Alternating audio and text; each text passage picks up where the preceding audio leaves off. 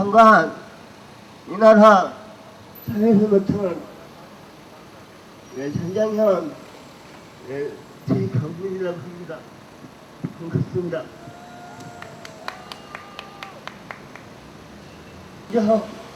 이 땅에 수없이 죽어간 살해당한 장애인들과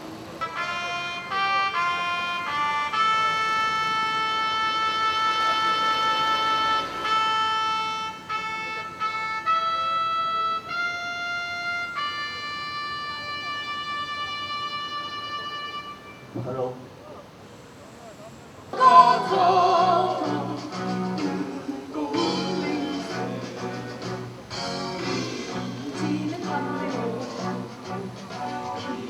이빨만 남겨 색깔이 올 때까지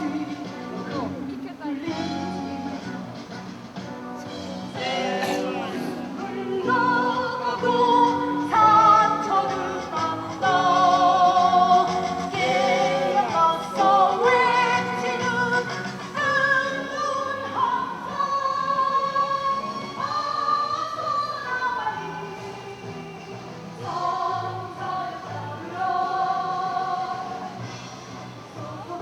이 산자여 따르라.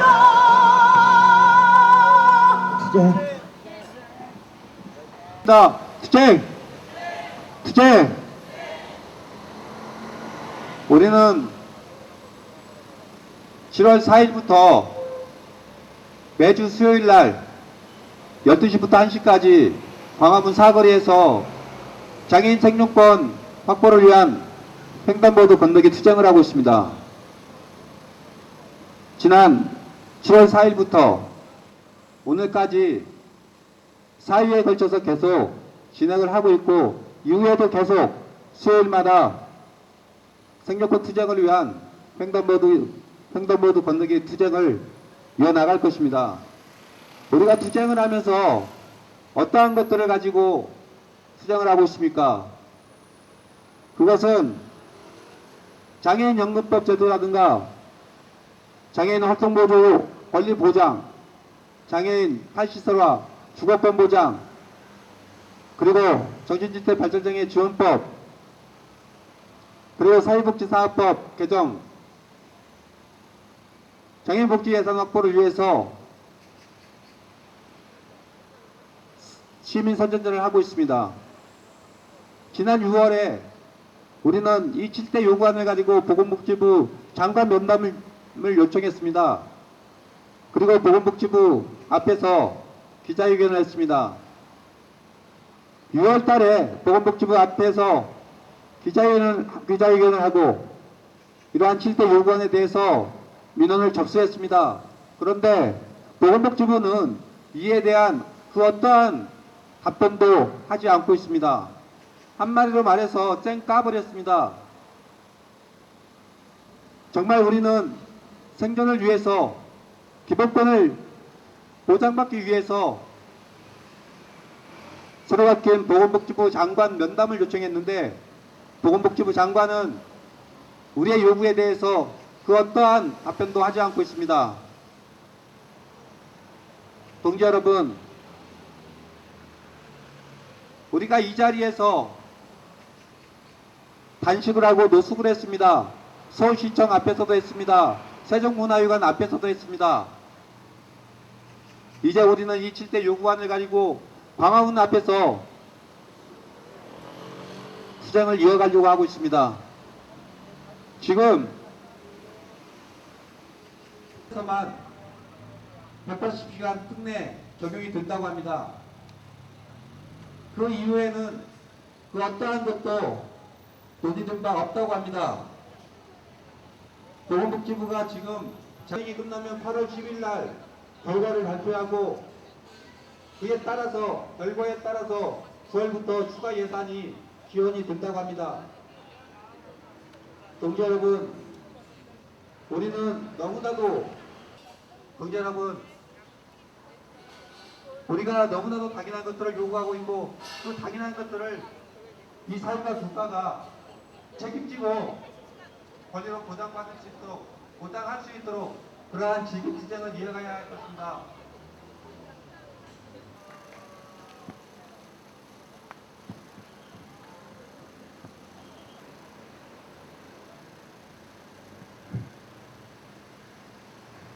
바로 이 국가인권위 안에서 중증장애인들이 단식을 하며 활동부죠. 협의진배를 붙잡고 여기 섰네요. 예. 어쨌든 안녕하세요. 전장현에서 일하고 있는 김도희라고 하고요.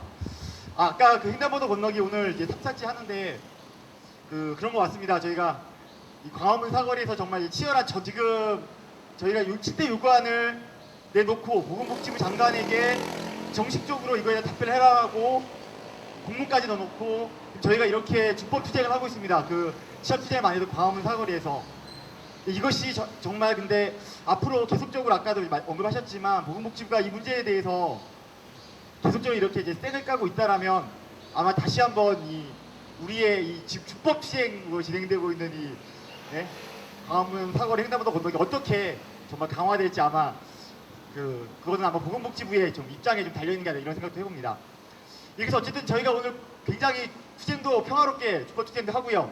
또 오늘 이 앞에 결의대회도 아마 좀 평화롭게 진행이 될 것 같습니다. 그래서 평화롭게 우리 투쟁을 좀 오늘 진행하는 가운데 우리가 이제 내놓고 있는 7대 요구안에 대해서 간단하게 좀 같이 공유하고 이 투쟁의 현장에서 같이 교육도 올해 전장의 목표가 그겁니다. 학습하고 조직하고 투쟁하자 이건데 그래서 이 간단한 학습의 좀 시간을 이렇게 갖도록 하겠습니다. 여러분들 대부분들 아마 7대 요구안이 나간 지가 꽤 됐기 때문에 기본적인 내용에 대해서 다 알고 계시리라고 생각을 합니다.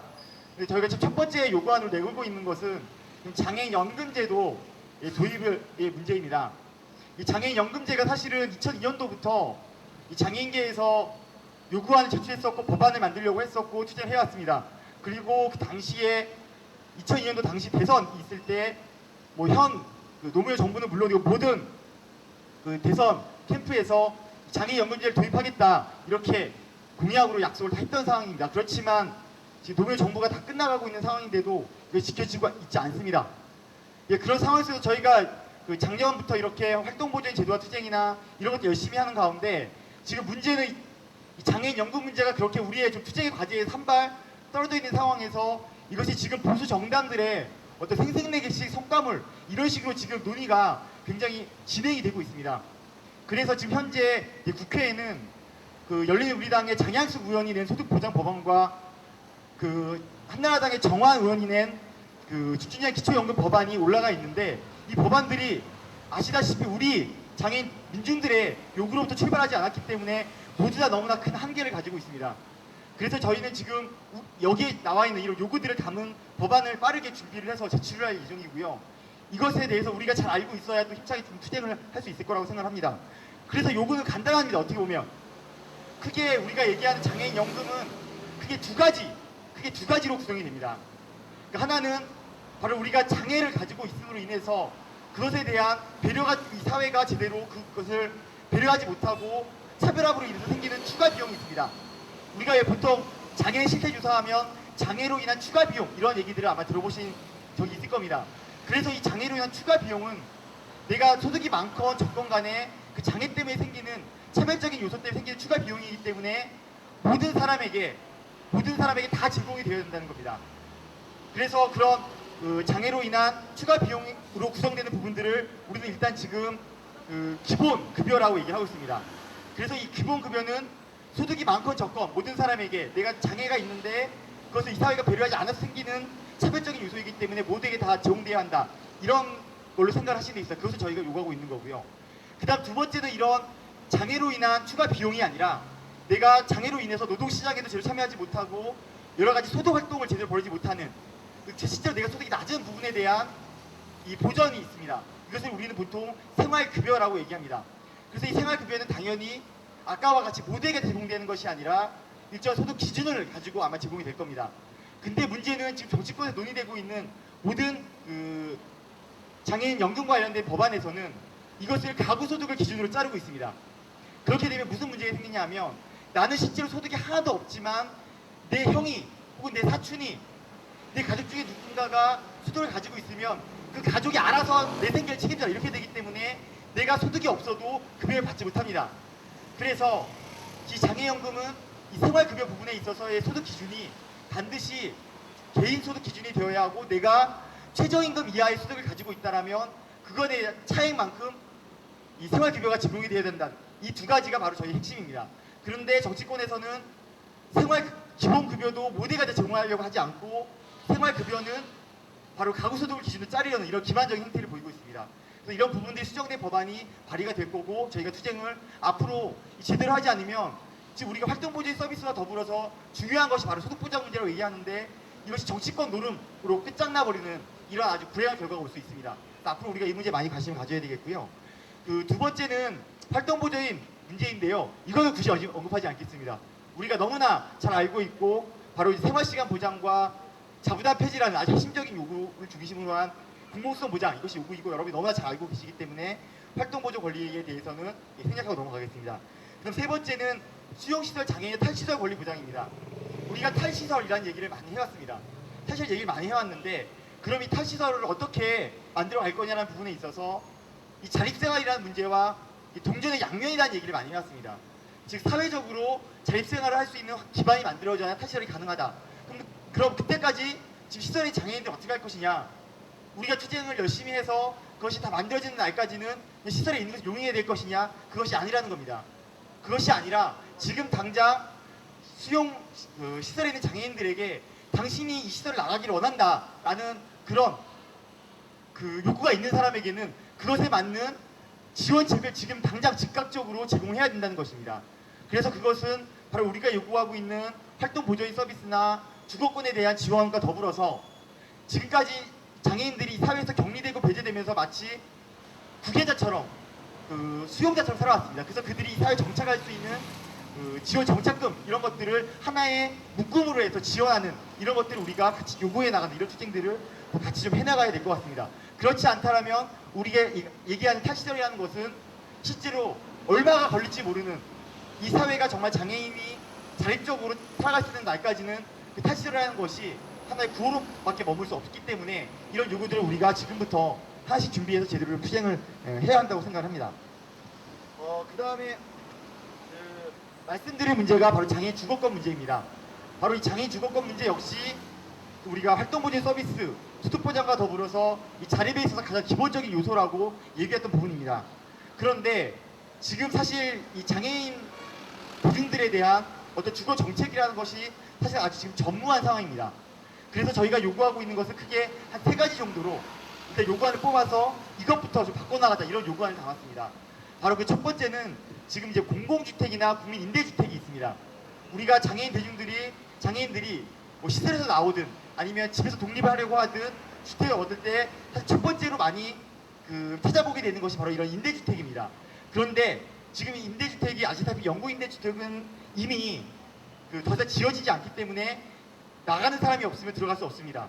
그리고 새로 지어지는 국민임대주택은 이것이 실제로 그러니까 주거권이 보장되지 않는 그런 이제 주거 비곤층한 정책이 아니라 이걸 통한 개발 이익 이거에만 지금 골몰을 하고 있습니다.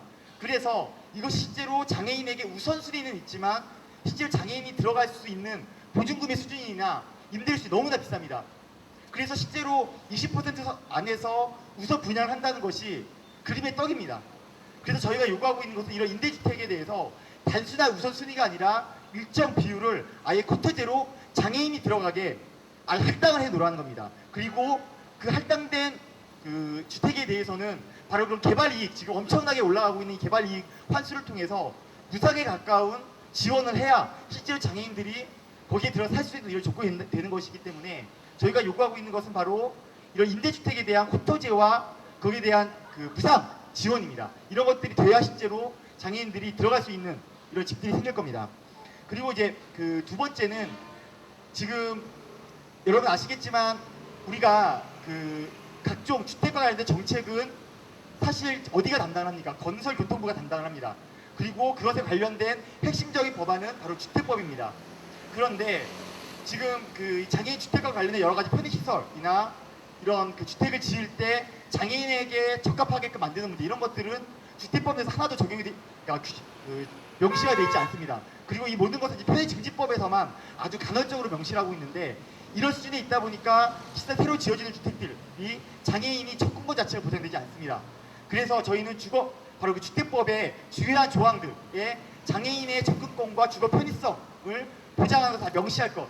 그리고 지금 장기적으로는 우리가 마치 이동보장법률을 만들어서 이 대중교통의 문제를 건교부로 이관해야 했듯이 바로 주택과 관련된 여러 가지 조항들은 바로 이 건교부가 담당한 주택법을 장기적으로 모두 이전해오는 이런 좀 투쟁들을 하고 이런 변화를 좀 가져와야 될 것 같습니다. 이런 것들을 우리가 제대로 해야만 우리가 주택을 구하려고 할 때 저 주택이 나에게 여러 가지 조건에 맞지만 이 접근권이 보장되지 못해서 들어가지 못한 이런 사태들을 하나씩 하나씩 바꿔 나갈 수 있을 겁니다. 그리고 이제 마지막으로 요구하고 있는 부분은 지금 시설에서 나오거나 이런 분들이 자립을 할 때 또 하나 이렇게 많이 살펴보게 되는 게 사실은 그룹홈입니다. 근데 이 그룹홈이 실제로 장애인의 자립생활을 지원하기 위한 정책이라고 하지만 그렇지를 못하고 실제로 거대 실용시설을 쪼개서 작은 수용시설을 만들어 놓은 것 이상의 지금 역할과 기능을 전혀 하지 못하고 있습니다. 그리고 이것에 있어서의 핵심적인 문제는 바로 이 그룹홈이 다른 시설과 똑같이 거기에서 살아가는 장애인 당사자가 통제권과 운영권을 갖는 것이 아니라 똑같은 별도의 운영자, 즉 시설장이 존재한다는 겁니다. 그래서 저희는 이 그룹홈을 진정한 의미의 자립홈으로 바뀌기 위해서는 바로 그 시설, 내가 살고 있는 그 자립홈의 운영권과 통제권을 거기에 들어가 살고 있는 장애인 당사자 시절 갖게 하자. 그리고 지금 현재 그룹홈에는 지원 인력이 사회 재활교사밖에 되지 않습니다. 그렇지만 내가 자립을 해서 사는데 무슨 재활교사가 필요합니까? 내가 자립을 해서 살 때 필요한 인력은 그것이 유료 가사 도움일 수도 있고요. 그리고 지금처럼 하루 24시간 활동보조가 제공되지 않는 상황에서는 그런 활동보조인일 수도 있습니다. 그래서 그 지원 인력을 바로 생활재활교사가 아니라 내가 필요로 하는 그런 인력으로 지원할 수 있게끔 하라. 이런 것들을 저희가 요구를 하고 있습니다. 또 역시 그룹홈의 인원 역시 지금 4인 이상으로 재정이 되어 있는데 그것이 아니라 내가 독립을 해서 살아가는데 내가 모르는 사람 4명씩 묶어서 살아갈 이유가 없습니다. 내가 같이 살아갈 사람이 그것이 동거인이든 결혼한 사람이든 아니면 나와 같이 살아갈 비장애인이든 한 사람 정도까지 해서 2인 이상으로 하거나 아니면 인원 제한을 없애는 이런 식으로 해야 그것이 진정한 의미의 자립을 위한 자립홈이 될 수 있기 때문에 이런 식으로 정책을 바꾸라는 것들을 요구를 하고 있습니다. 그래서 이 장애인 주거권 문제 역시 우리가 이 활동보조인 서비스 제도화 투쟁 지금 이제 빡세게 하고 있는데 이것과 더불어서 하나씩 만들어 나가야 될 투쟁이라고 생각합니다. 그리고 이제 정신체 발달 장애인 지원법은요 아직 구체적인 내용은 자세히 나와 있지 않습니다. 그렇지만 우리가 많이 얘기하는 것처럼 이 장애인들 안에서도 더 차별을 받고 있는 바로 이 지적 장애인이나 지금 자폐성 장애인 지금 용어를 이렇게 바꾼다고 합니다. 그래서 어쨌든 이런 사람들을 위한 특별법 형태의 법을 제정해서 이들에게 가해지는 여러 차별들을 없애나가는 그리고 다양한 지원들을 갈 수 있게끔 하는 이런 법안을 지금 부모회나 장애인 교육원의 중심으로 준비를 하고 있고요. 이 역시 우리가 이 운동의 연대 그리고 우리의 문제라는 인식을 같이 해나가야 될 사안인 것 같습니다. 그리고 6번째 사회복지사업법 개정의 문제입니다. 이 문제는 이따가 또 발언을 해주실 거고요. 또 우리가 이미 법안을 낸 사안이기 때문에 길게 설명드리지 않겠습니다. 핵심적인 사항은 바로 공익이사제 이 도입해서 이 탈시설이 완벽히 이루어지는 동안 이루어지기까지 분명히 이 안에서 살아가는 장애인들이 있습니다. 이들에 대한 인권을 보장하는 문제 우리가 역시 투쟁을 잘해서 이번 정기국회 때 반드시 통과를 시켜야 될 것 같고요. 마지막 7번째 요구하는 이 모든 것을 좀 잘 해나가기 위해서 많은 예산이 필요합니다. 그런데 우리가 우리의 기본적 요구를 위해서 투쟁을 하면 정부에서 얘기하는 건 항상 돈이 없다. 갑자기 예산을 어떻게 만드냐 이런 얘기를 합니다. 예산의 확보나 형평성의 문제를 늘 제기합니다. 그렇지만 기본적으로 우리 사회는 이 장애인들의 그리고 우리 사회 구성원들의 기본적인 복지에 관한 권리, 사회권에 대한 보장을 하고 있지 않습니다. 예산 자체를 턱없이 낮게 배정을 합니다. 여러분들 아시겠지만 우리나라가 지금 OECD 가입 국가입니다. 소위 말하면 세계 160여 개국 중에서 경제 선진국이라 하는 나라들 한 40여 개국이 이 OECD에 가입돼 있는데 우리나라가 경제 순위로는 한 10위쯤 된다고 하는데 이 사회복지 지출 이거는 30개국 중에서 꼴찌입니다. 꼴찌도 그냥 꼴찌가 아니라 아주 월등한 꼴찌입니다. 지금 사회복지 지출이 전체 OECD 평균의 4분의 1밖에 되지 않습니다. 그러면 장애인복지 예산은 어떠냐? 이것보다 더 후지입니다. 사회복지 전체 예산은 바로 OECD 30개국의 4분의 1 수준인데 장애인복지 예산은 8분의 1밖에 안 됩니다.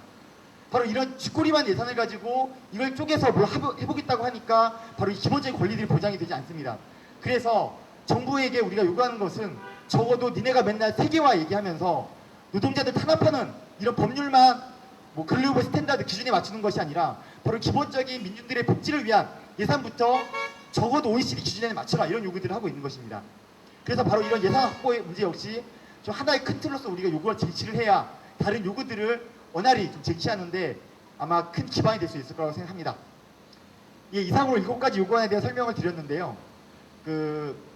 우리가 투쟁도 열심히 해야 되지만 우리 하나하나가 바로 주변의 사람들 조직하는 바로 조직을 하는 조직가가 되어야 된다고 생각합니다. 그러려면 여기에 나온 내용들을 기본적으로 우리 동지들이 좀 숙지하고 계셔야 바로 옆에 있는 사람들에게 이 문제를 알리고 또 더 많은 투쟁대우를 조직하는 이런 또 활동 역시 잘할 수 있을 거라고 생각하고요.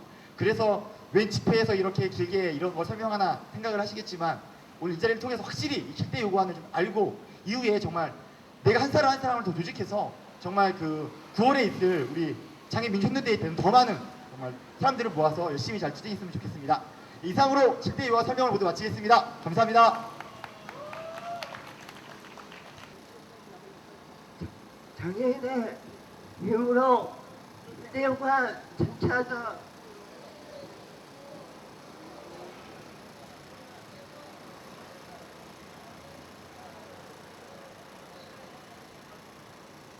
때와 전차로 장애방 안으로부터 다음으로는 정발언으로 전국장애인 참여집회 연대 자립생활위원회 위원장실 이동규 위원장님 모시고 정발언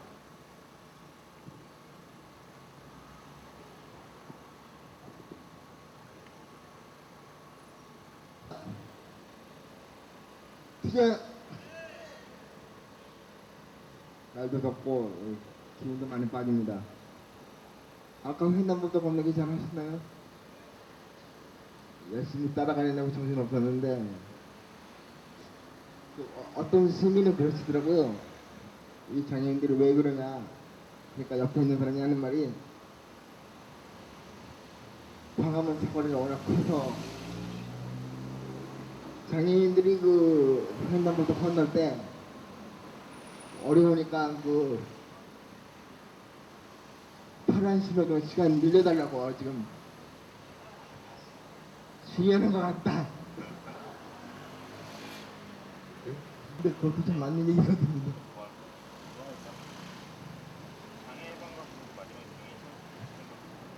앞으로도 저희가 왜 이렇게 횡단보도를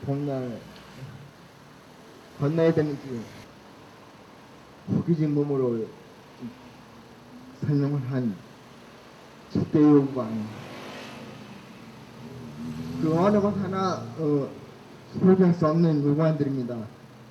모든 것들이 다 장애인에게 있어서 아까 김도훈 동지가 잠깐 언급하다가만 활동 보조에 대해서 잠깐